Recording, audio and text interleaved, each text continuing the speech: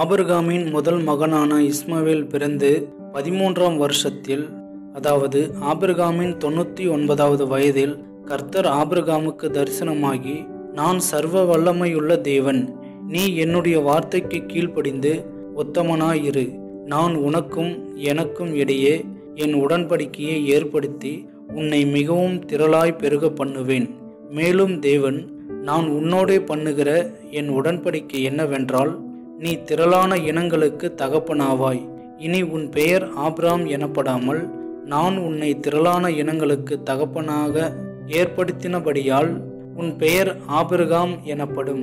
உன்னை மிகவும் அதிகமாய் பழுகி பெருகி உன்னிலே பல இனங்களை உண்டாக்குவேன். உன்னிடத்திலிருந்து ராஜாக்கள் தோன்றுவார்கள். உனக்கும் உனக்கு பின்வரும் உன் சந்ததிக்கும் நான் தேவனாய் இருக்கும்படி எனக்கும் உனக்கும் உனக்கு பின் தலைமுறை தலைமுறையாக வரும் உன் சந்ததிக்கும் நடுவே என் உடன்படிக்கையை நித்திய உடன்படிக்கையாக ஸ்தாபிப்பேன். நீ பரதேசியாய் தங்கியிருக்கிற கானான் தேசம் முழுவதையும் உனக்கும் உனக்கு பின்வரும் உன் சந்ததிக்கும் நித்திய சுதந்திரமாக கொடுப்பேன். நான் அவர்களுக்கு தேவனாய் இருப்பேன் என்றார்.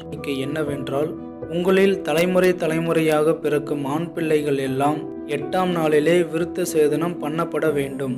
வீட்டிலே பிறந்த பிள்ளைகளையும் உன் வித்தில்லாத அந்நியர்களிடத்தில் பணத்திற்கு கொல்லப்பட்ட எந்த பிள்ளையையும் அப்படியே விருத்த சேதனம் பண்ண வேண்டும்.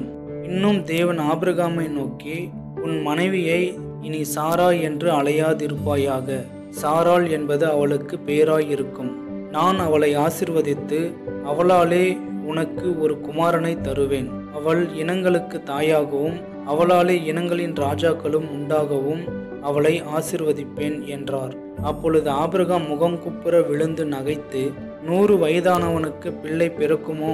90 வயதான சாராள் பிள்ளை பெறுவாளோ என்று தன் இருதயத்தில் சொல்லி கொண்டான். அப்பொழுது தேவன், உன் மனைவியாகிய சாராள் நிச்சயமாய் உனக்கு ஒரு குமாரனை பெறுவாள். அவனுக்கு ஈசாக்கு என்று பெயரிடுவாயாக. என் உடன்படிக்கையை அவனுக்கும் அவனுக்கு பின்வரும் உன் சந்ததிக்கும் நித்திய உடன்படிக்கையாக ஸ்தாபிப்பேன். இஸ்மவேலுக்காகவும் நீ செய்த விண்ணப்பத்தை கேட்டேன். நான் அவனை ஆசிர்வதித்து அவனை மிகவும் அதிகமாக பழுகவும் பெருகவும் பண்ணுவேன். அவன் 12 பிரபுக்களை பெறுவான். அவனை பெரிய இனமாக்குவேன். வருகிற வருஷத்தில் குறித்த காலத்திலே சாராள் உனக்கு பெறப்போகிற ஈசாக்கோடே நான் என் உடன்படிக்கையை ஏற்படுத்துவேன் என்றார். தேவன் ஆபிரகாமோடு பேசி முடித்த பின்பு அவர் ஆபிரகாமை விட்டு பரலோகத்திற்கு எழுந்தருளினார். அப்பொழுது ஒரே நாளில் ஆபிரகாமும் அவன் குமாரன் இஸ்மவேலும் விருத்த சேதனம் பண்ணப்பட்டார்கள். வீட்டிலே பிறந்தவர்களும் அந்நியர்களிடத்திலே பணத்திற்கு கொல்லப்பட்டவர்களுமாகிய அவன் வீட்டு மனுஷர்கள் எல்லாரும் அவனோட கூட விருத்த சேதனம் பண்ணப்பட்டார்கள். பிரியமானவர்களே, நம்முடைய தேவன் வாக்கு மாறாதவர்.